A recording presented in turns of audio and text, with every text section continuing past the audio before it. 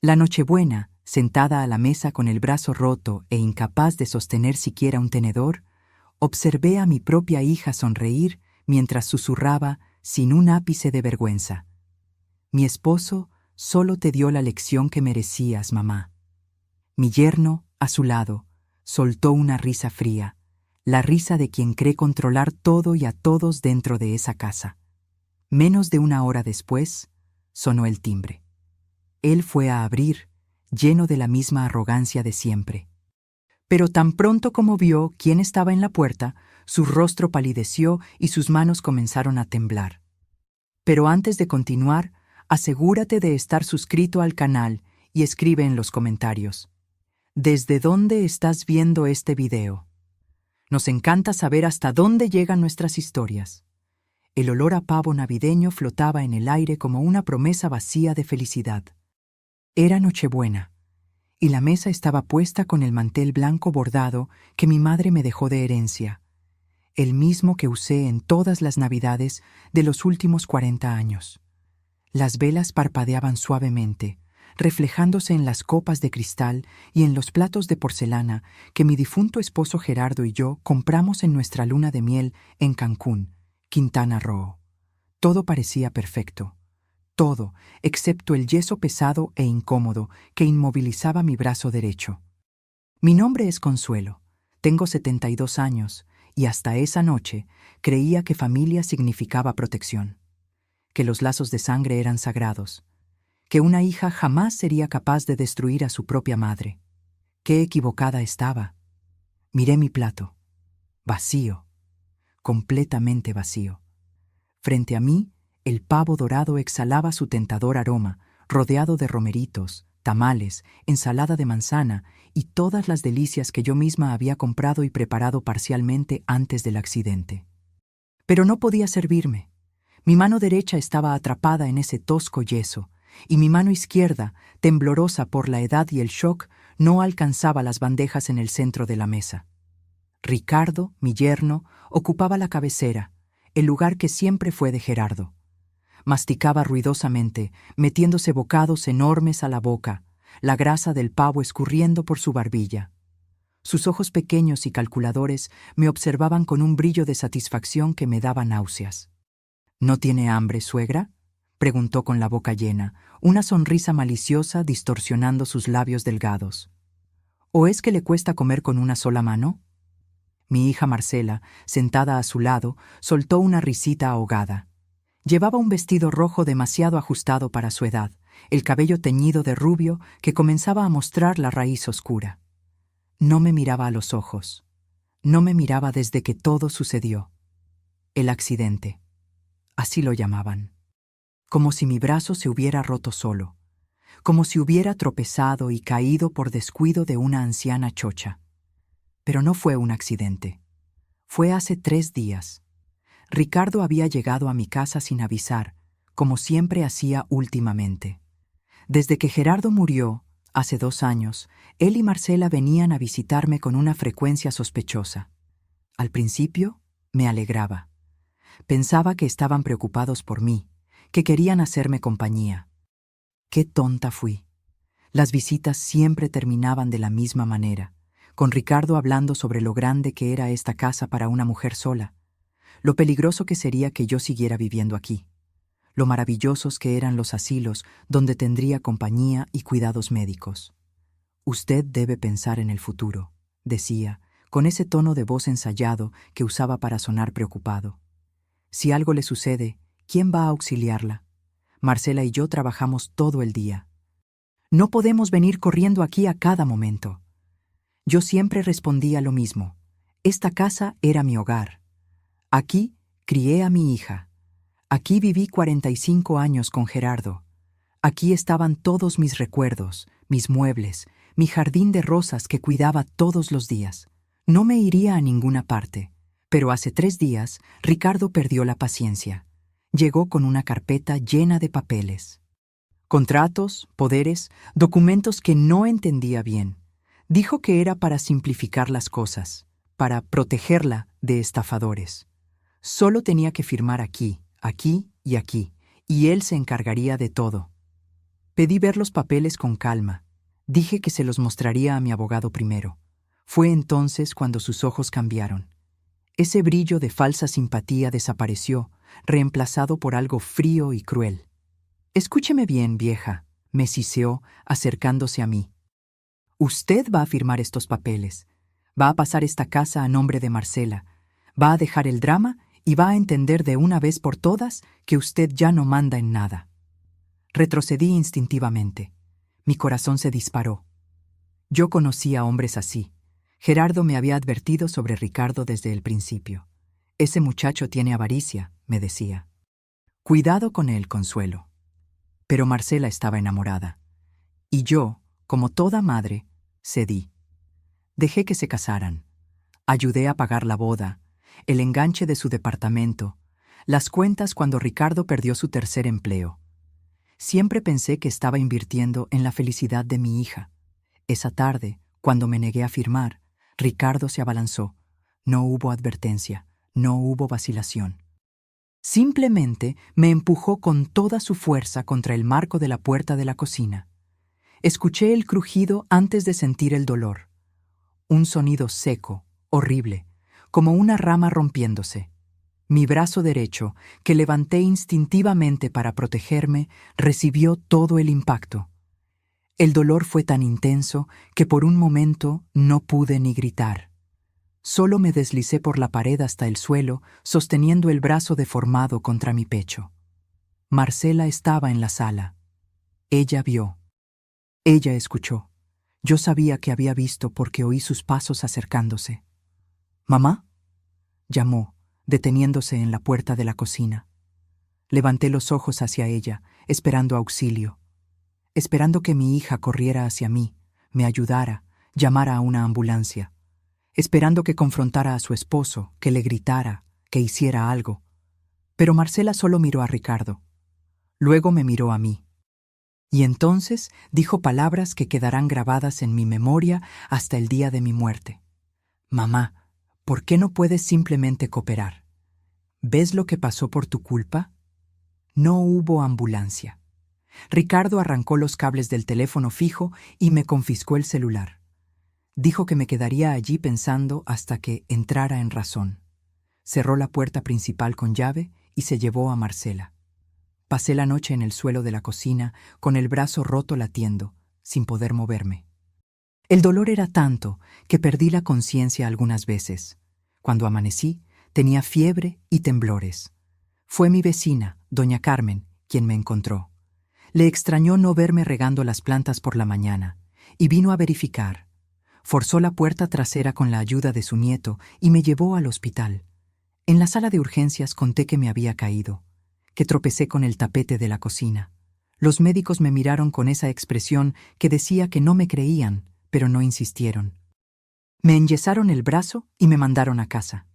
Cuando Marcela apareció en el hospital, lloró.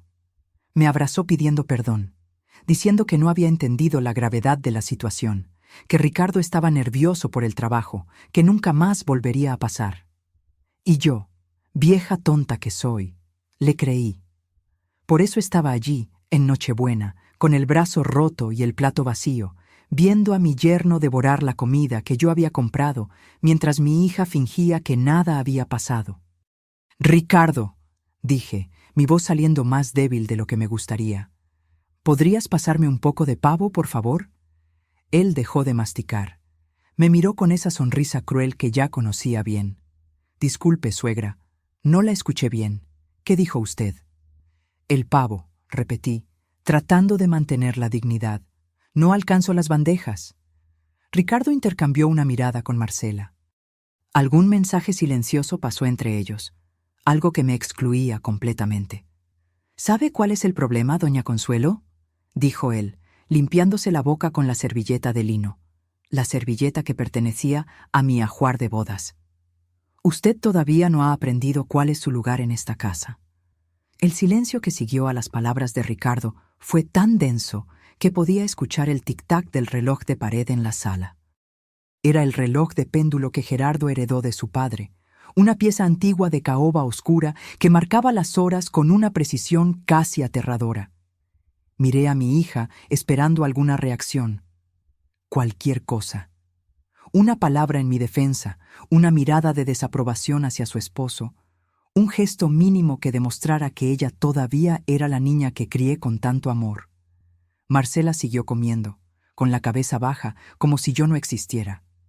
«Marcela», llamé, mi voz temblando.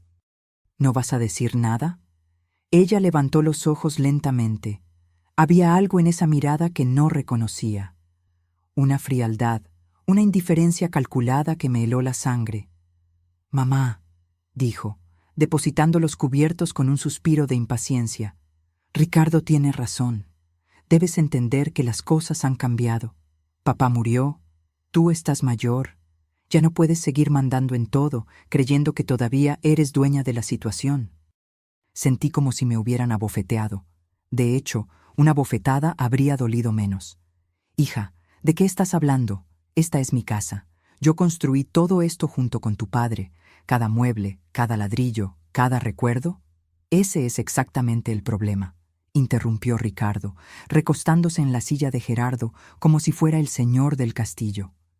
«Usted vive en el pasado, se queda ahí aferrada a esas antiguallas, a esos muebles carcomidos, a esta casa que se está cayendo a pedazos.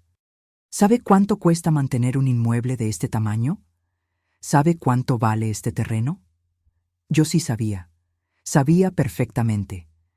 Esta casa estaba ubicada en una de las zonas de mayor plusvalía de la Ciudad de México. El terreno de 1,200 metros cuadrados valía una fortuna. Era por eso que querían tanto deshacerse de mí. «Ricardo», dije, tratando de mantener la calma a pesar del temblor en mis manos, «ya dije que no voy a vender esta casa. No iré a ningún asilo, y no voy a firmar ningún documento para pasar mis bienes a ustedes mientras yo esté viva». Él se inclinó hacia adelante, los codos sobre la mesa, el rostro a pocos centímetros del mío. «¿Y quién dijo que usted tiene elección?» Fue Marcela quien habló después, y sus palabras me destrozaron más que cualquier golpe físico. «Mamá, escúchame. Ricardo tiene razón. Te estás volviendo mayor, confusa. Olvidas las cosas. Repites las mismas historias 1000 veces. Ayer mismo dejaste la estufa encendida». «Yo no dejé ninguna estufa encendida», protesté, sintiendo la indignación subir por mi garganta. «¿Lo ves?». Marcela miró a su esposo, moviendo la cabeza como si yo fuera una niña problemática. «Ni siquiera lo recuerda. Es exactamente lo que te estaba diciendo». Era mentira. Todo era mentira. Nunca había dejado la estufa encendida en mi vida.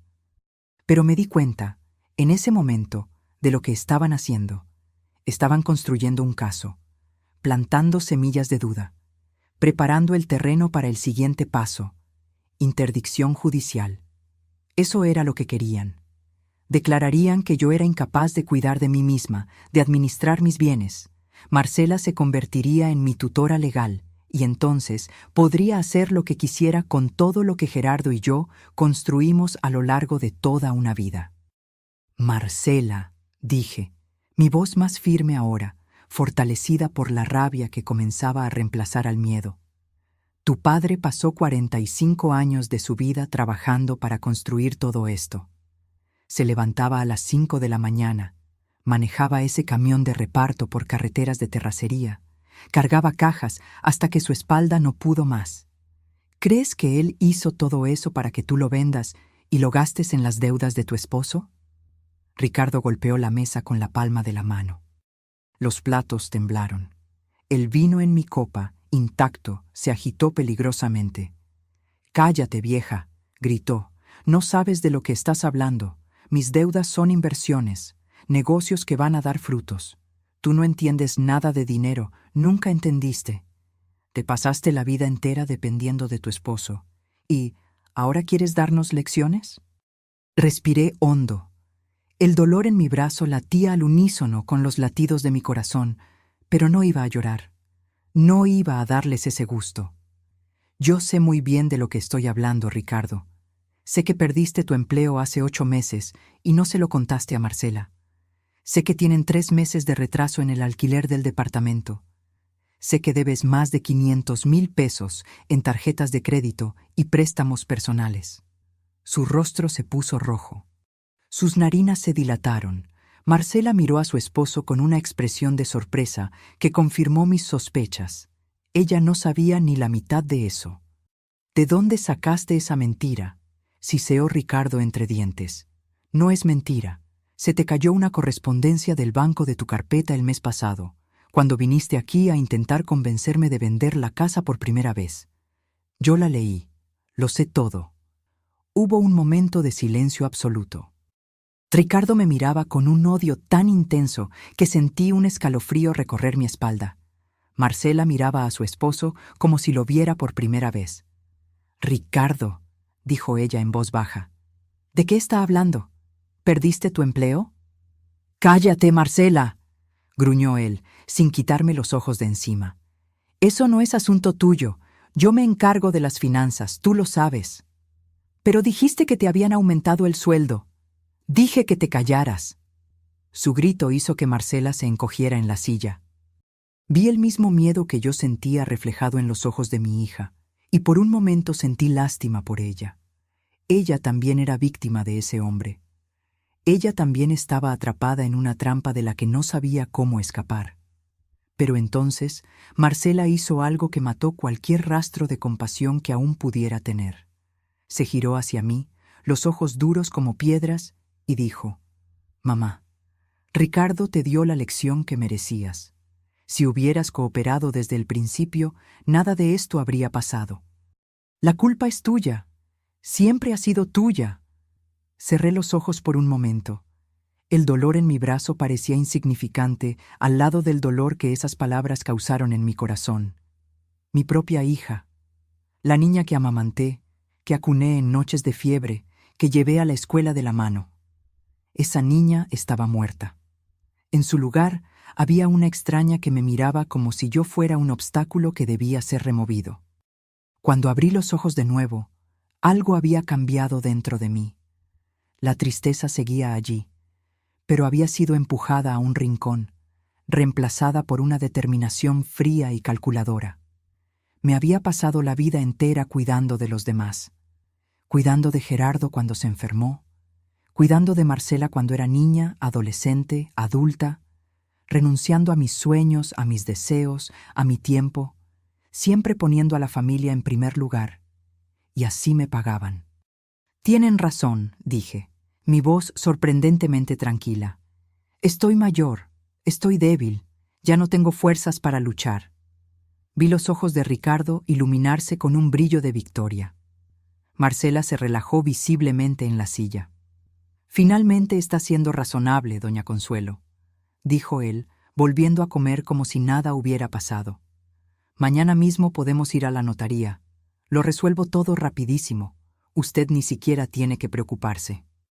«Solo una cosa», dije, mirando el reloj de pared. Eran exactamente las 8 de la noche. En pocos minutos el timbre iba a sonar. Y cuando sonara, la vida de Ricardo y Marcela nunca volvería a ser la misma. Lo que no sabían, lo que nadie sabía, es que Gerardo no era solo un camionero. Gerardo era un hombre que pasó la vida entera preparándose para lo peor, que construyó una red de protección a mi alrededor sin que yo lo supiera jamás. Y esa red estaba a punto de revelarse. El tic-tac del reloj de péndulo parecía cada vez más fuerte. O tal vez era solo mi percepción agudizada por la expectativa. Yo sabía lo que estaba por venir. Había hecho una llamada 2 días atrás, desde el hospital, cuando Marcela salió a buscar café y me dejó sola por 15 minutos. 15 minutos. Fue todo lo que necesité. El número estaba grabado en mi memoria hacía más de 20 años. Gerardo me hizo memorizarlo una noche de invierno, cuando nos sentamos juntos en el porche y él me contó secretos que cargaba desde hacía décadas. «Consuelo», me dijo esa noche, sosteniendo mis manos entre las suyas, curtidas por el trabajo duro. «Si algún día yo ya no estoy aquí y necesitas ayuda de verdad, llama a este número. No importa la hora, no importa el motivo. Di que eres la esposa de Gerardo Montero. Ellos sabrán qué hacer». Me reí en ese momento. Pensé que era exageración suya, paranoia de hombre que se pasó la vida en la carretera y vio demasiadas cosas. Pero memoricé el número de todos modos, porque Gerardo rara vez me pedía algo. La noche en que Ricardo me arrojó contra la pared, mientras estaba en el suelo de la cocina con el brazo roto, ese número fue lo único en lo que pude pensar. Y 2 días después, en el hospital, finalmente marqué. Una voz masculina contestó al segundo tono, grave, tranquila, autoritaria. «¿Hola?» «Soy Consuelo», dije, mi voz temblando. «Esposa de Gerardo Montero». Hubo una pausa. Luego, la voz del otro lado cambió completamente.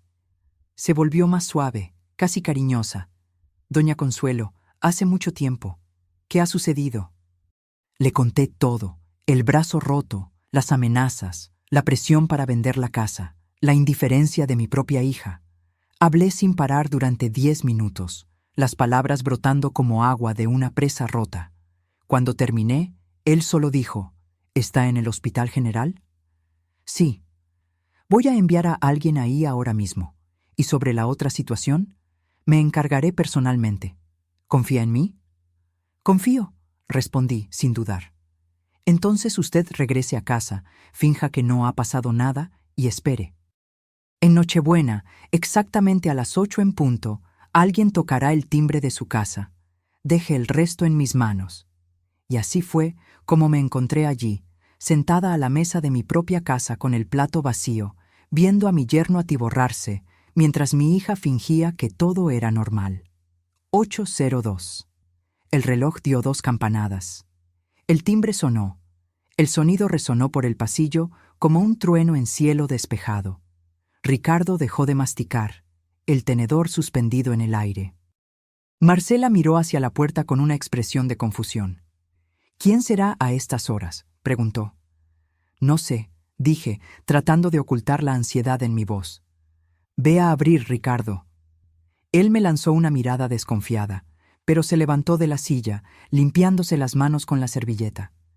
Caminó hacia la puerta principal con pasos pesados, claramente irritado por la interrupción. Escuché la puerta abrirse. Después, silencio. Un silencio demasiado largo. «¿Ricardo?», llamó Marcela, levantándose también. «¿Quién es?». Caminó hacia el pasillo y yo la seguí con los ojos. Desde mi lugar en la mesa del comedor podía ver parcialmente la puerta de entrada. Podía ver la espalda de Ricardo completamente inmóvil. Y podía ver lo que había del otro lado. 2 hombres enormes, vestidos de negro, con postura militar. Y entre ellos, un hombre más bajo, de cabello canoso, vistiendo un traje impecable a pesar de ser Nochebuena. Reconocí a ese hombre de inmediato. Su rostro estaba en todos los periódicos, en todos los reportajes de televisión. Era el hombre más poderoso del Estado, el hombre que controlaba la policía, la justicia, la política, el hombre que, según decían, había construido su imperio sobre favores y lealtades inquebrantables. El magistrado Alberto Ruiz, presidente del Tribunal Superior de Justicia, y estaba en la puerta de mi casa. «Buenas noches», dijo, su voz grave llenando el pasillo. «Me gustaría hablar con doña Consuelo». Ricardo no podía moverse. Sus piernas parecían clavadas al suelo. Marcela, detrás de él, tenía la boca abierta en una expresión de puro shock. Me levanté de la mesa, sintiendo una fuerza que no sabía que aún poseía. Caminé hacia la puerta, pasando junto a mi hija petrificada, hasta quedar frente a frente con el hombre que había contestado mi llamada.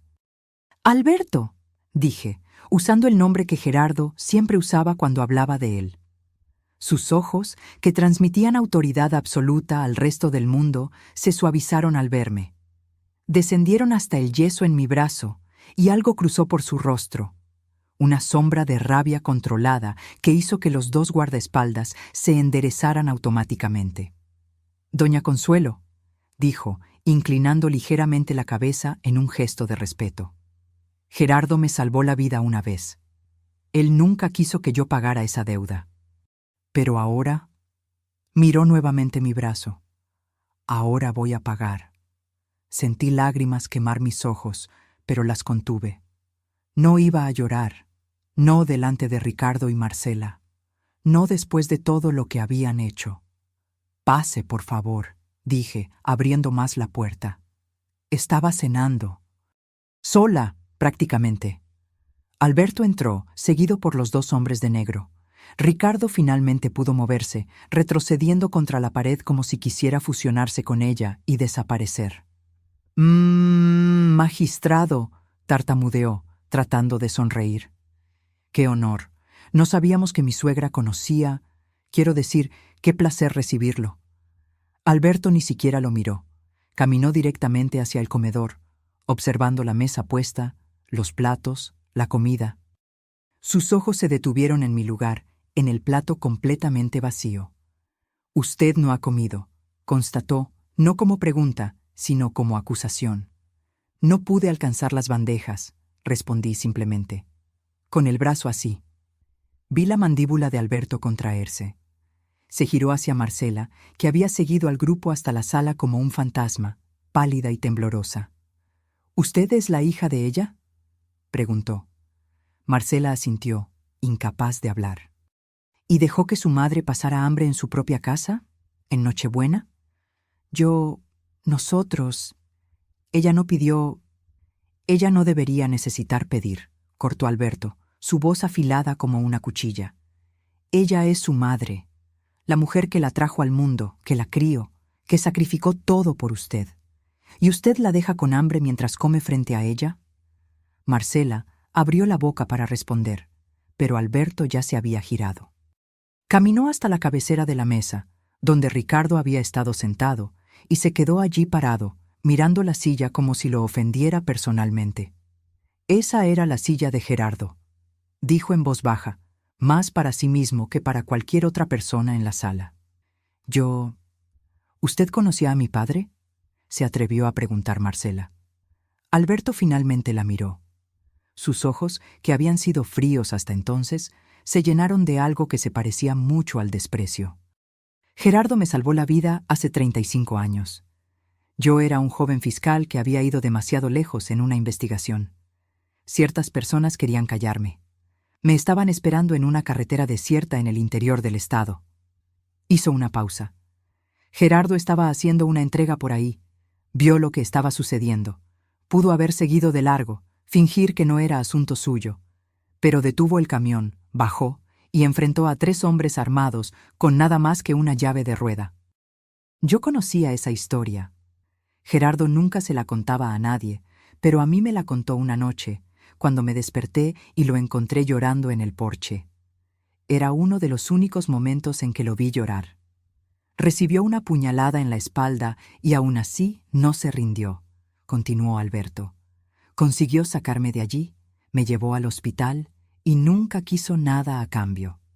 Cuando intenté agradecerle, cuando le ofrecí dinero, cuando le ofrecí cualquier cosa, él solo dijo: «Cuida a mi Consuelo si un día yo no puedo». El silencio en la sala era absoluto. Marcela tenía lágrimas corriendo por su rostro. Ricardo, apoyado en la pared, parecía a punto de vomitar. Alberto se giró hacia mí.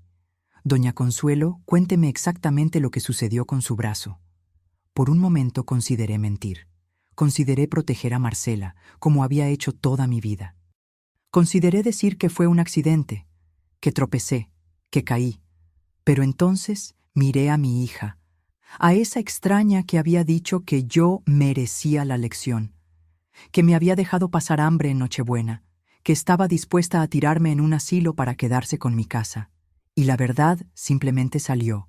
Conté todo, desde las primeras visitas preocupadas de Ricardo, pasando por las presiones para vender la casa, hasta esa tarde, hace 3 días.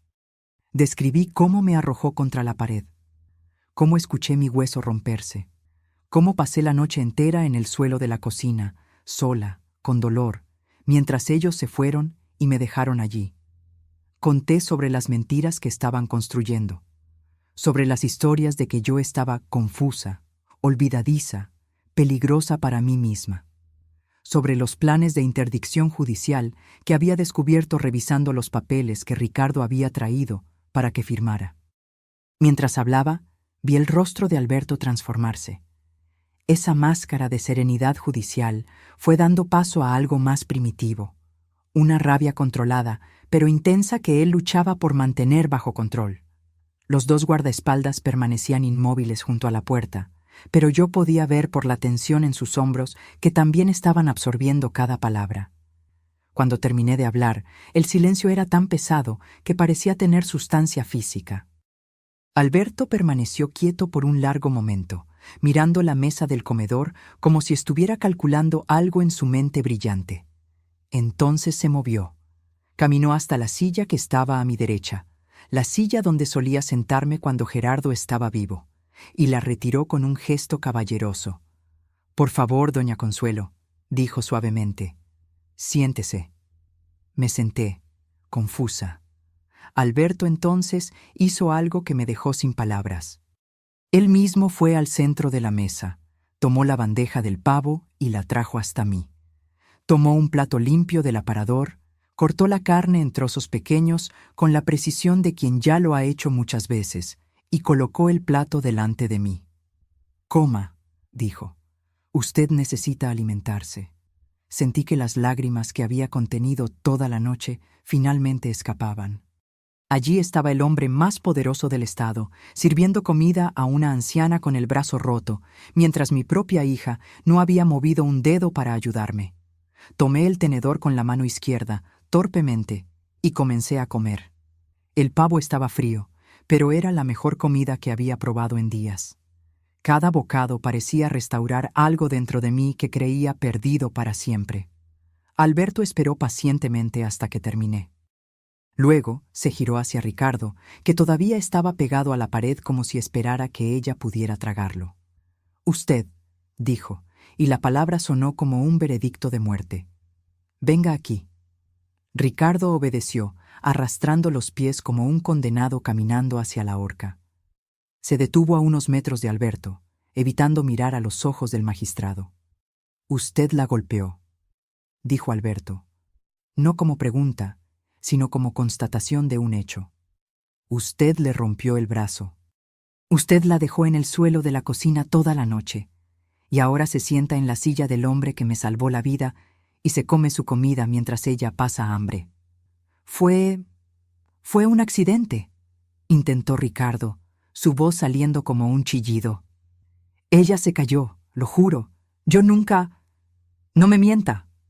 Las palabras de Alberto cortaron el aire como una cuchilla. Ricardo se encogió, toda esa arrogancia de antes completamente evaporada. «Ya mandé a mis hombres a verificar algunas cosas mientras veníamos hacia acá», continuó Alberto, caminando lentamente alrededor de Ricardo como un tiburón rodeando a su presa. «Cosas interesantes sobre usted, Ricardo, sobre sus deudas, sobre los contratos sobrevalorados en el ayuntamiento que usted ayudó a aprobar, sobre el dinero que desapareció del fondo de mantenimiento de los edificios públicos». El rostro de Ricardo perdió todo color. Se puso tan pálido que pensé que se iba a desmayar. «No, no sé de lo que está hablando», tartamudeó. «Sí lo sabe.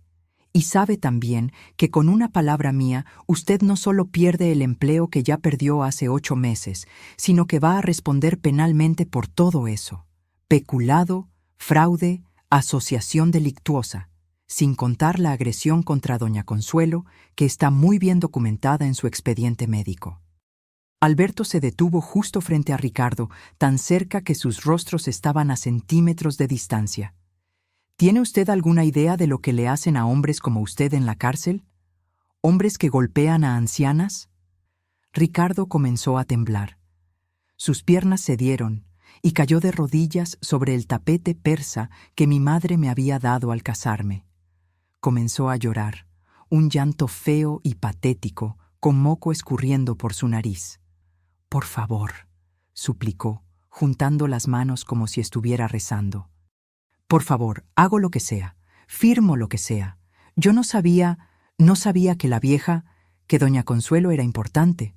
Yo pensé...». «Usted pensó que era una viejita indefensa, que podía intimidar y robar», completó Alberto. «Usted pensó que estaba sola en el mundo». Se agachó, quedando a la altura de los ojos de Ricardo. «Pero ella nunca estuvo sola. Gerardo se fue, Pero la promesa que le hice no lo hizo. Y ahora usted va a pagar por cada gota de lágrima que ella derramó por su culpa. Marcela, que había permanecido paralizada durante toda esa escena, finalmente encontró la voz. «Magistrado, por favor», dijo, dando un paso al frente. «Ricardo cometió un error, lo sé, pero es mi esposo. Estaba bajo presión, las deudas, el desempleo. No es una mala persona, solo estaba desesperado». Alberto se irguió lentamente y se giró hacia mi hija. Su mirada, que había sido de puro desprecio hasta entonces, ahora llevaba algo peor: decepción. «Usted es hija de Gerardo», dijo, y cada palabra parecía dolerle. «Gerardo, que arriesgó su vida por un extraño. Gerardo, que nunca pidió nada a cambio de nada. Gerardo, que la crió con todo lo que tenía». Alberto negó con la cabeza. «Y usted se casó con esto. Y lo peor, usted se puso de su lado cuando él le rompió el brazo a su madre».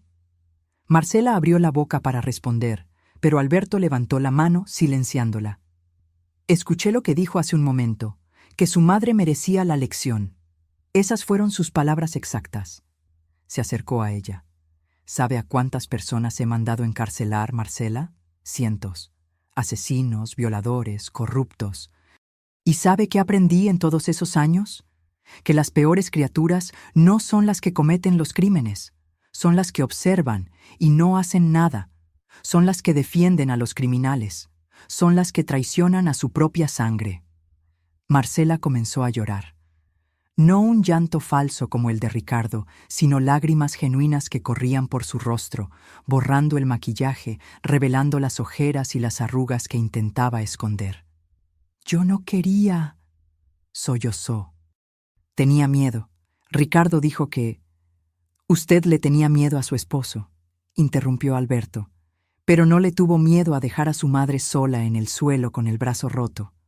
No le tuvo miedo a dejarla pasar hambre. No le tuvo miedo a ayudar a planear su interdicción». Se giró nuevamente hacia mí. Sus ojos, que habían sido duros como piedra, se suavizaron. «Doña Consuelo, la decisión final es suya. ¿Qué quiere usted que haga con ellos?» Miré a mi hija, a esa criatura llorosa y patética que un día fue mi niña. Recordé cuando era bebé, cómo se aferraba a mi dedo con su manita minúscula. Recordé cuando aprendió a caminar, dando pasos vacilantes hacia mí con una sonrisa de pura alegría. Recordé cuando se enfermó a los 3 años y pasé noches en vela junto a su cama, rezando para que la fiebre bajara. ¿Esa niña todavía existía en algún lugar dentro de esa mujer? Luego miré a Ricardo, a ese hombre que había entrado en mi familia como un parásito y había destruido todo lo que tocó, que había transformado a mi hija en esa sombra miedosa, que me había roto el brazo y me había dejado morir de hambre en el suelo de mi propia cocina. No, para él no había perdón, pero para Marcela... «Alberto», dije, mi voz más firme de lo que había sido en años, «quiero que se lleve a Ricardo. Haga lo que considere justo con él. No quiero volver a ver a este hombre en mi vida». Ricardo soltó un gemido de desesperación, pero nadie se movió para ayudarlo. «¿Y en cuanto a Marcela?», preguntó Alberto. Miré a mi hija.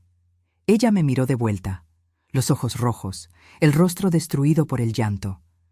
«Marcela se va ahora. Va a salir de mi casa y no va a volver hasta que yo lo permita.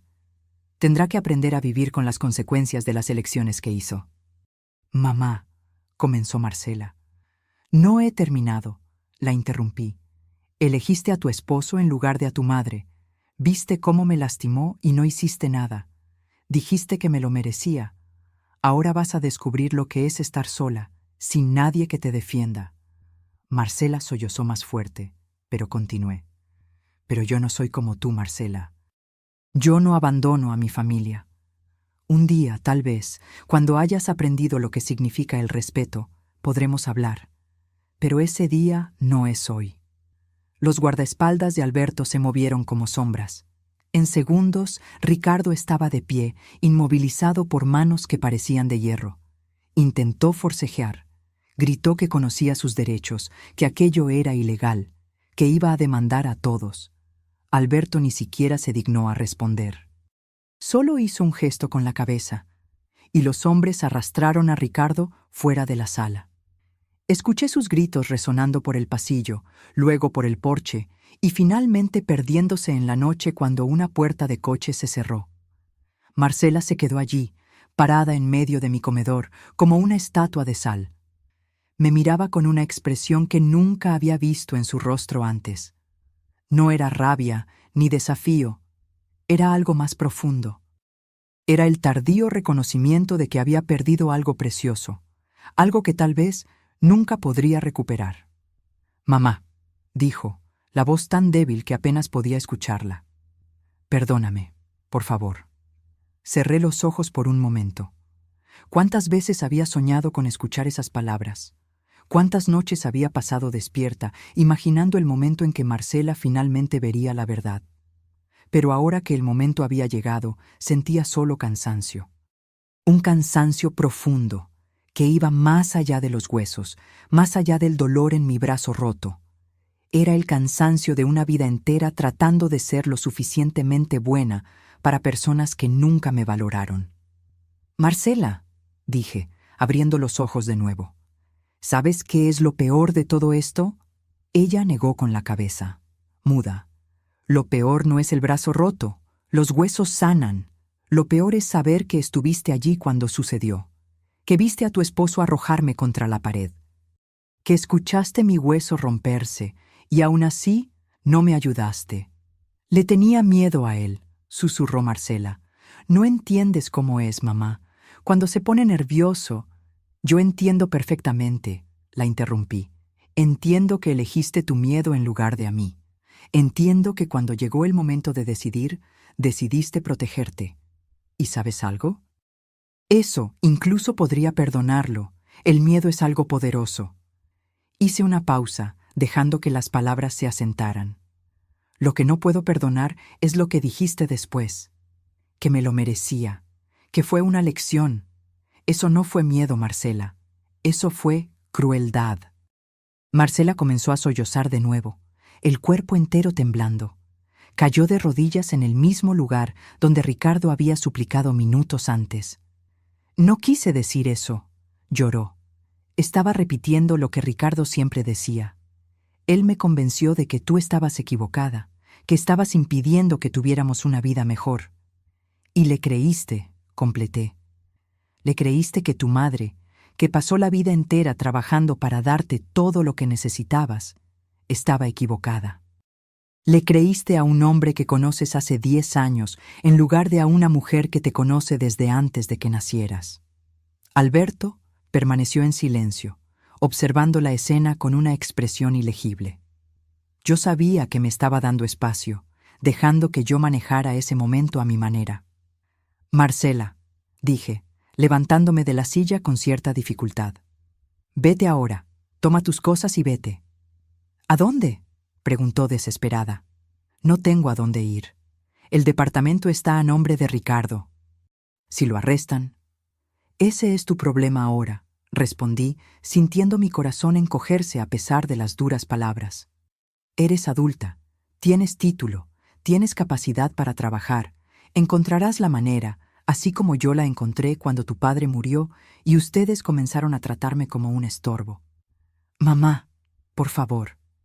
«Alberto», dije, girándome hacia el magistrado, ¿podría pedirle a uno de sus hombres que acompañe a mi hija mientras recoge sus cosas? Quiero asegurarme de que no se lleve nada que no sea suyo». Alberto asintió. Uno de los guardaespaldas que se había quedado afuera entró silenciosamente y se apostó junto a la puerta de la sala, esperando. Marcela se levantó del suelo, limpiándose el rostro con las manos. Sus ojos estaban hinchados, el vestido rojo arrugado y manchado de lágrimas. Ya no parecía la mujer arrogante que me había llamado carga horas antes. Parecía una niña perdida. Por un momento, casi cedí. Casi abrí los brazos y la acogí como había hecho tantas veces antes, cuando se equivocaba y venía llorando a pedir perdón. Casi dije que todo estaba bien, que lo superaríamos juntas. Pero entonces miré mi brazo enyesado. Sentí el dolor sordo que aún latía bajo el yeso. Recordé las horas que pasé en el suelo de la cocina, sola, abandonada. No, esta vez no. Vete, Marcela, dije, mi voz firme a pesar del nudo en mi garganta. Cuando estés lista para ser mi hija de verdad, puedes volver, pero hasta entonces no quiero verte. Marcela se quedó allí parada por unos segundos más, como si esperara que yo cambiara de opinión. Cuando se dio cuenta de que no iba a suceder, bajó la cabeza y caminó hacia el pasillo. En la puerta se detuvo y se giró una última vez. «Te amo, mamá», dijo, la voz embargada. «Sé que no lo crees ahora, pero es verdad», no respondí. Solo la observé desaparecer por el pasillo, seguida por el guardaespaldas silencioso. Escuché sus pasos subiendo la escalera, luego moviéndose por el piso de arriba mientras recogía sus cosas. 15 minutos después, la puerta principal se cerró y la casa quedó en silencio. Alberto se acercó a mí y suavemente sostuvo mi mano sana. «Usted hizo lo correcto», dijo en voz baja.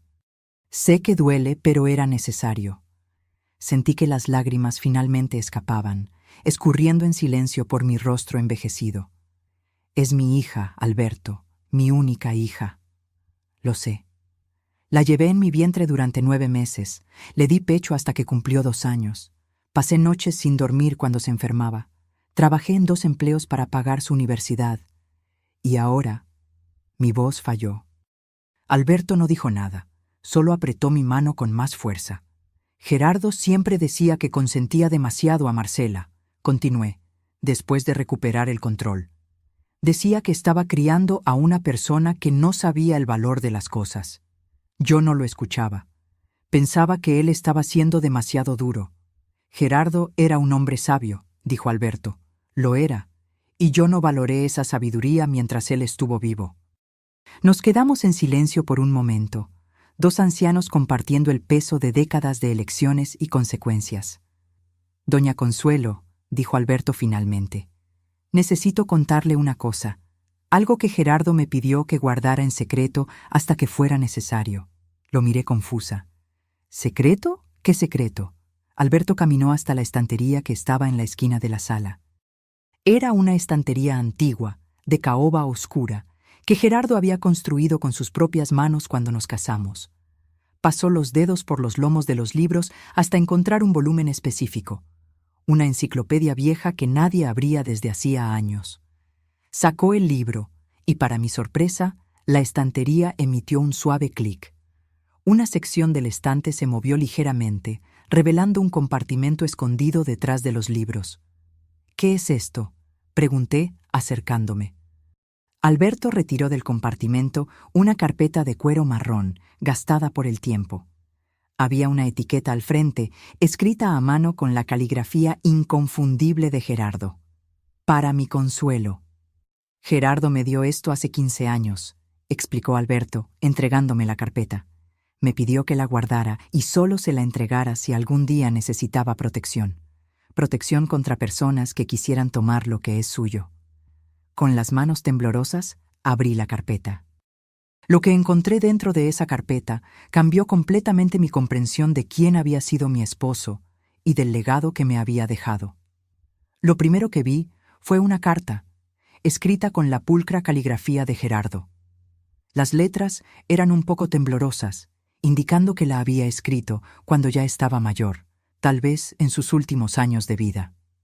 «Mi querida Consuelo», comenzaba la carta. «Si estás leyendo esto, significa que yo ya partí y que alguien está tratando de hacerte daño. Probablemente Marcela y ese yerno en el que nunca confié.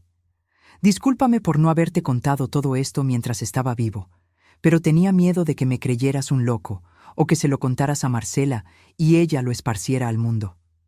Sentí un nudo formarse en mi garganta mientras seguía leyendo.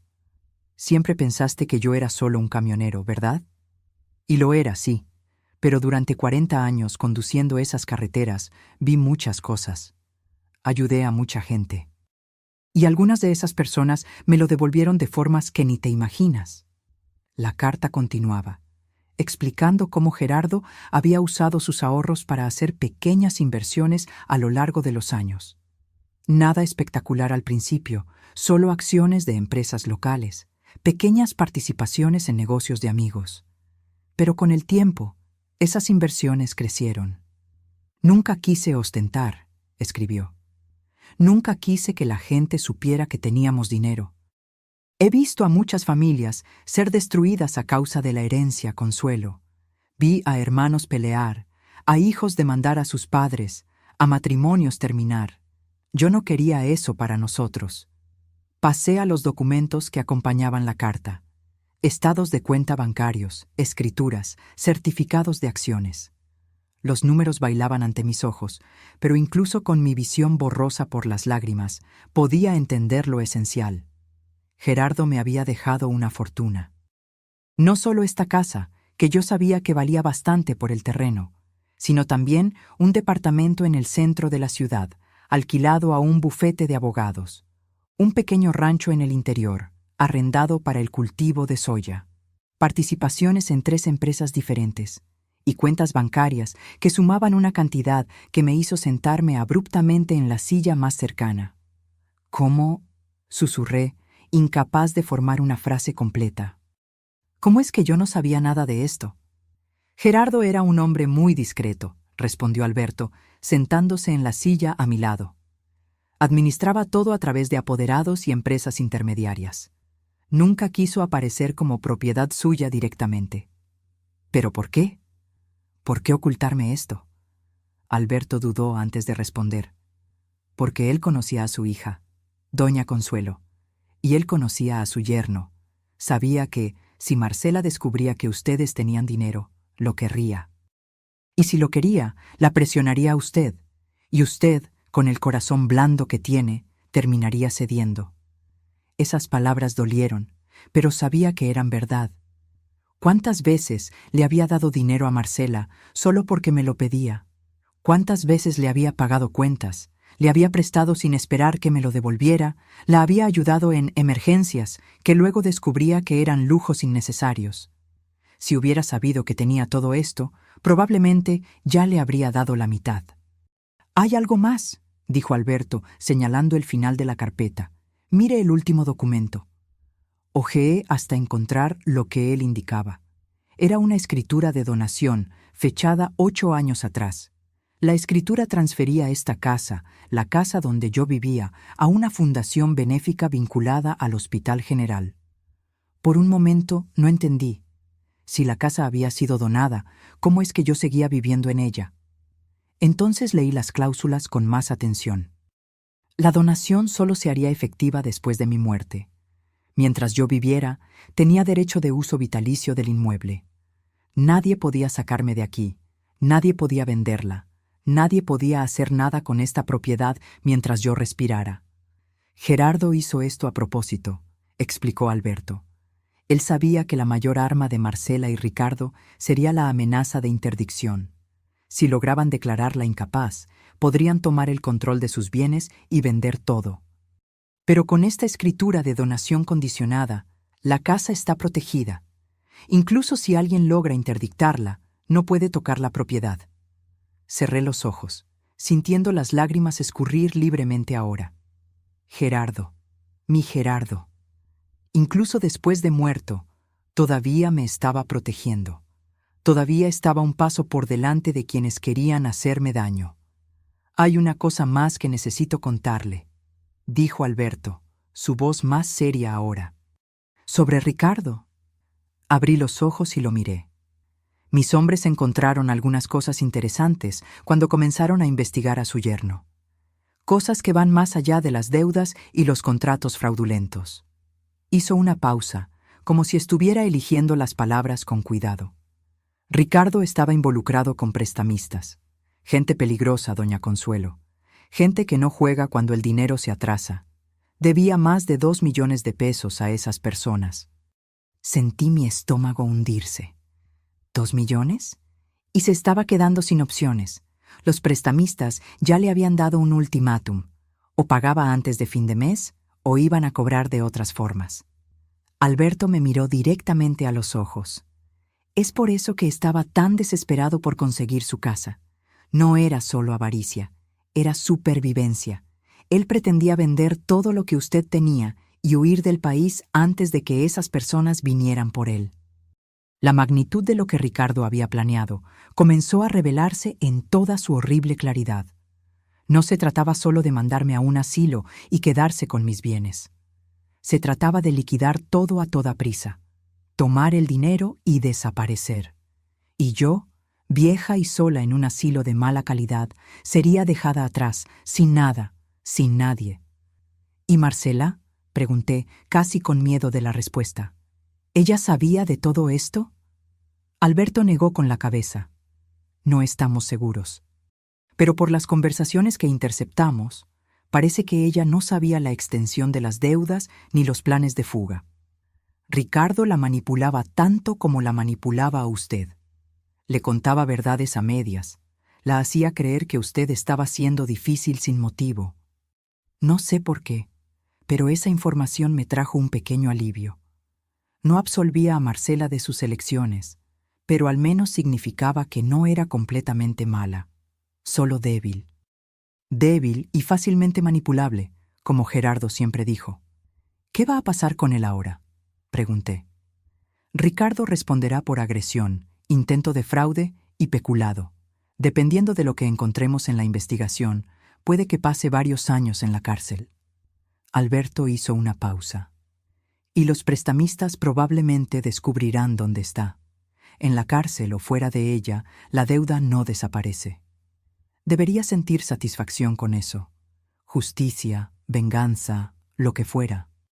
Pero todo lo que sentía era un cansancio inmenso, una tristeza que iba más allá de mi brazo roto, más allá de la traición de mi hija, más allá de todo. Alberto, dije en voz baja, ¿puede hacerme un favor? Lo que sea, doña Consuelo. ¿Me deja sola ahora? Necesito pensar, procesar todo esto. Él asintió, levantándose. Claro. Dejaré a uno de mis hombres afuera, solo por precaución. Si necesita algo, solo llame. Lo acompañé hasta la puerta. Antes de salir, se giró una última vez. Doña Consuelo, Gerardo tenía razón sobre usted. Usted es más fuerte de lo que parece, y merece mucho más de lo que ha recibido. Después de que se fue, volví a la sala. La mesa todavía estaba puesta, los restos del pavo frío en el centro, los platos usados en los lugares donde Ricardo y Marcela se habían sentado. Me senté en mi lugar, el lugar que era mío hacía 45 años, y miré alrededor. Las paredes cubiertas de fotografías, el aparador con la vajilla de bodas, el reloj de péndulo que marcaba los segundos con precisión inquebrantable. Esta era mi casa, mi vida, mi historia. Y nadie iba a quitarme eso. Los meses que siguieron a esa Nochebuena fueron de reconstrucción.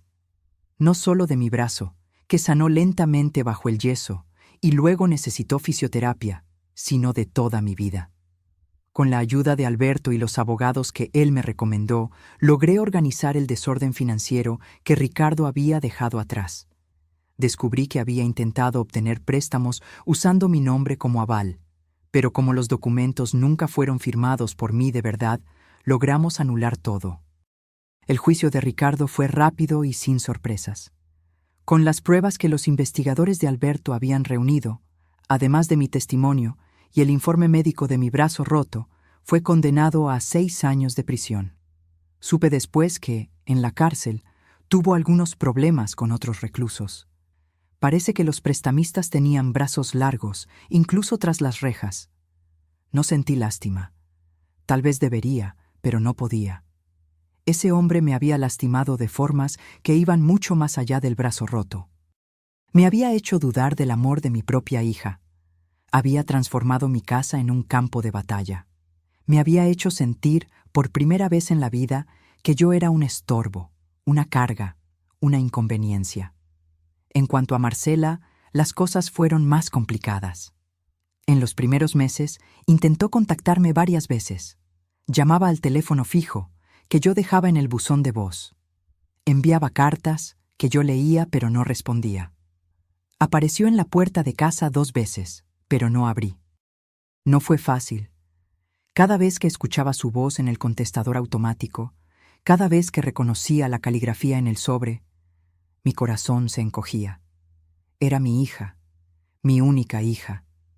El instinto de madre me gritaba que perdonara, que abriera los brazos, que fingiera que nada había pasado. Pero no podía, todavía no, porque perdonar sin que ella entendiera de verdad lo que había hecho sería simplemente repetir el ciclo.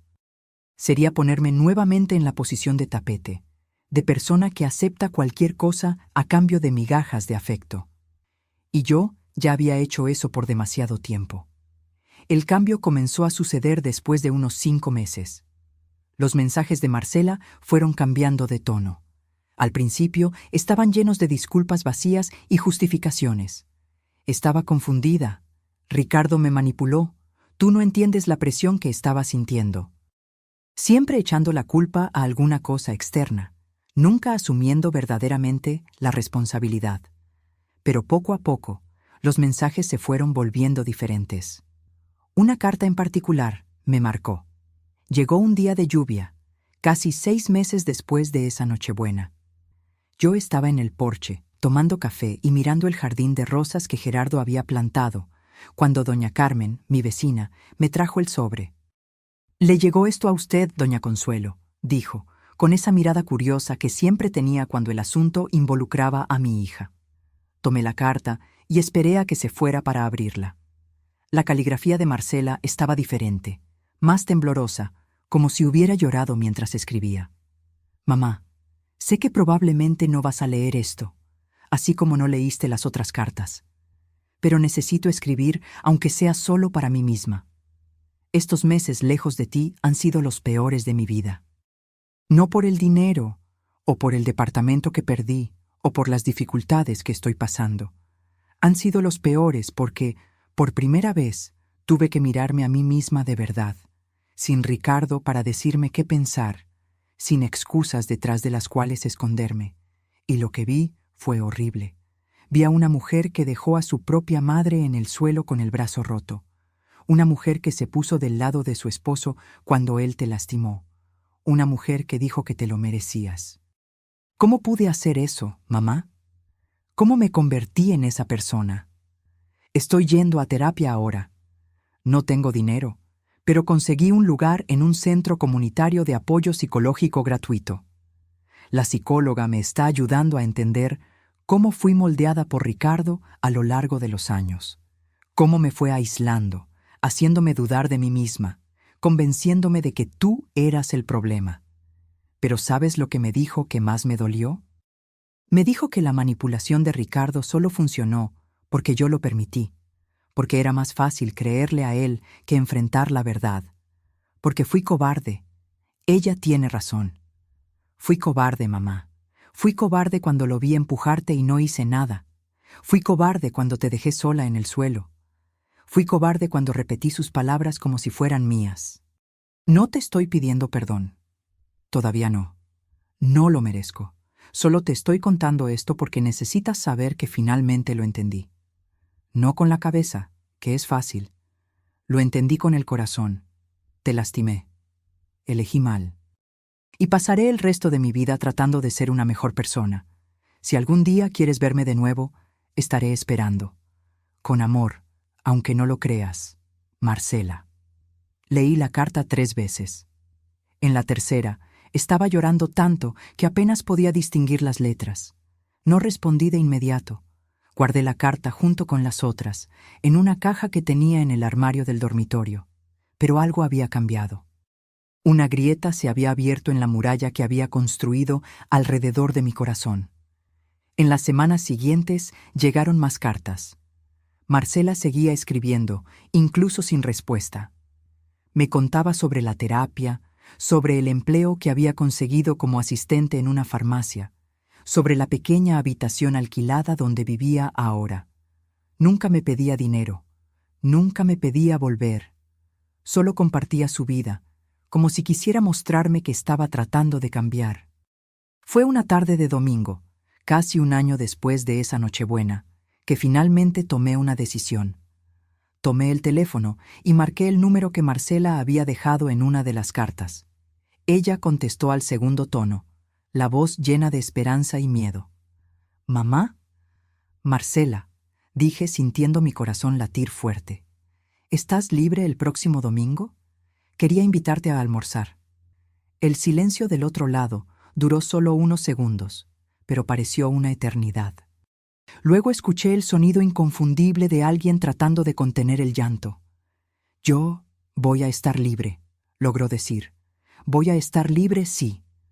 Entonces, ven aquí a casa al mediodía. Voy a hacer barbacoa, como la hacía tu abuela». «Mamá», su voz falló. «Gracias». «No me agradezcas todavía», dije, tratando de mantener la firmeza a pesar del nudo en mi garganta. «Tenemos mucho de qué hablar. Y va a ser difícil, pero es un comienzo». «Es un comienzo», repitió. «Es todo lo que necesitaba escuchar». Cuando colgué el teléfono, me quedé parada en medio de la sala por un largo tiempo, mirando la foto de Gerardo en la estantería. Él sonreía en esa foto, una sonrisa abierta y genuina que yo conocía tan bien. «Tú tenías razón sobre ella», le susurré a la foto. «Estaba perdida. Pero creo que está encontrando el camino de vuelta». El reloj de péndulo dio las 3 de la tarde. El mismo reloj que había presenciado la llegada de Alberto aquella Nochebuena. El mismo reloj que había marcado cada segundo de mi vida en esa casa. Por primera vez en mucho tiempo, el tic-tac no parecía una cuenta regresiva para algo malo.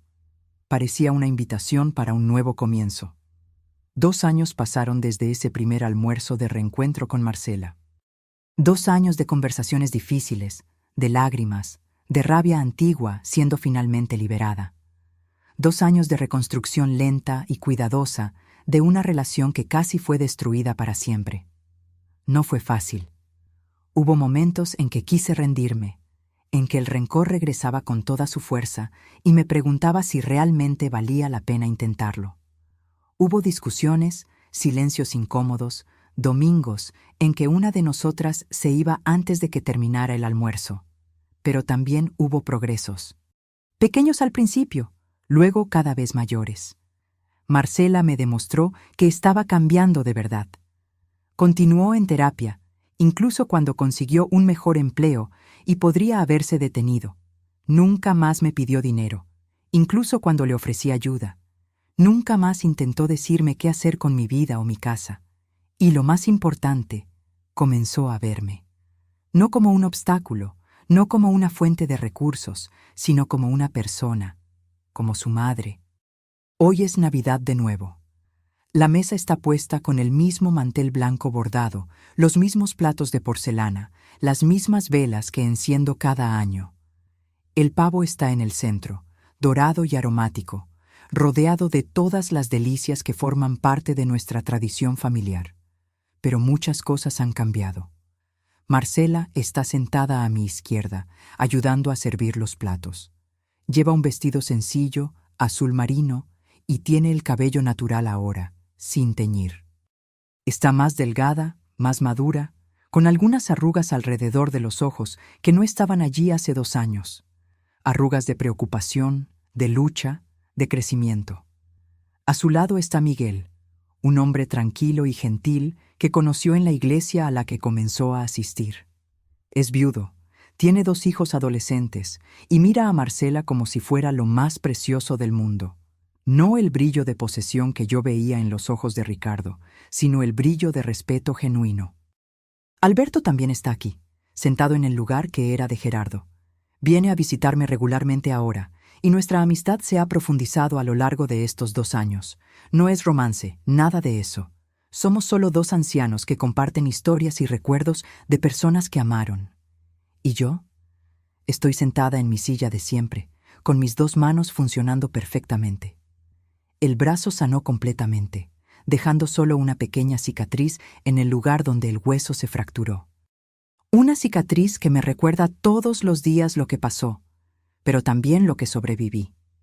Miro alrededor de la mesa y siento algo que pensé que nunca más sentiría en esta casa. Paz. «Mamá», dice Marcela, interrumpiendo mis pensamientos. «¿Puedo hacer un brindis?» Asiento, levantando mi copa de jugo de uva. Alberto y Miguel hacen lo mismo. Marcela se levanta, sosteniendo su copa con una mano ligeramente temblorosa.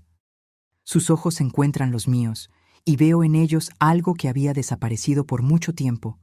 Amor genuino, sin interés, sin cálculo. Quiero agradecer, comienza, la voz embargada. Agradecer a mi madre por haberme dado una segunda oportunidad, por no haberse rendido conmigo, incluso cuando me lo merecía, por haberme mostrado que el amor de verdad incluye límites. Hace una pausa, tragándose el nudo en la garganta. Hace 2 años, casi destruyo a la persona más importante de mi vida. Casi pierdo a mi madre porque fui débil, porque fui cobarde, porque dejé que un mal hombre me convenciera de que ella era el problema. He cargado ese peso todos los días desde entonces, y seguiré cargándolo, porque eso es lo que me recuerda que nunca más debo cometer el mismo error. Una lágrima se desliza por su rostro, pero ella no deja de hablar. Mamá, me enseñaste la lección más importante de mi vida. Me enseñaste que se cosecha lo que se siembra. Que las elecciones tienen consecuencias, y que pedir perdón no es suficiente. Tenemos que demostrar con acciones que cambiamos. Ella levanta la copa. Así que este brindis es por ti, mamá. Por tu fuerza, por tu valentía, por tu capacidad de amar incluso después de haber sido tan lastimada. Te amo, y pasaré el resto de mi vida tratando de merecer ese amor. Todos levantamos las copas. El tintineo del cristal resuena en la sala, mezclándose con el tic-tac familiar del reloj de péndulo. Después del brindis, Marcela viene hacia mí y me abraza. Un abrazo fuerte, como no me daba desde que era niña. Siento sus lágrimas mojar mi hombro y las mías mojar el de ella. Te perdono, le susurro al oído. De verdad, completamente. Ella solloza más fuerte, aferrándose a mí como si yo fuera su ancla. Cuando finalmente nos separamos, miro alrededor de la sala una vez más. A la mesa abundante, a los rostros queridos, a las paredes cubiertas de recuerdos. Gerardo tenía razón sobre muchas cosas. Sobre Ricardo, sobre los riesgos de ostentar riqueza, sobre la importancia de prepararse para lo peor.